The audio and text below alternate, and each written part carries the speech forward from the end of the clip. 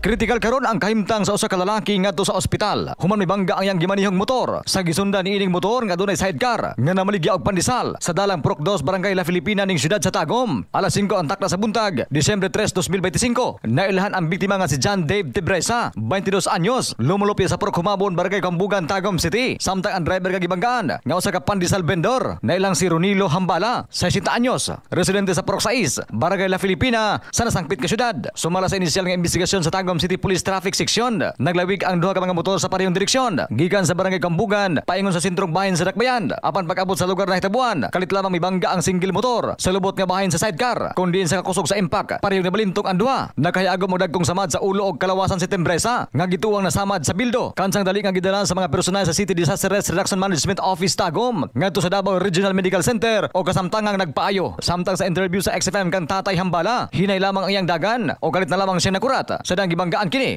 Ikan po siya dito, kusog kayo na dagan, wa may suga yung motor, nasa likod.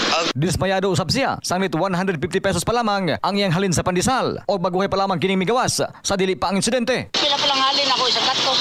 Ay, balit lang, may balit isang pinis. 150 pa lang ako halin.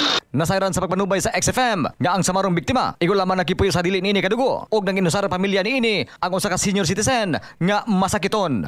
Para makita og maabot ang ambisyon, dapat din ang perminti ato ang vision. Mag-Vision X Plus Soft Gel Capsule adlaw-adlaw alang sa nakahiyusang Pilipino para sa Pilipinas, katropang Larsanyol, XFM News.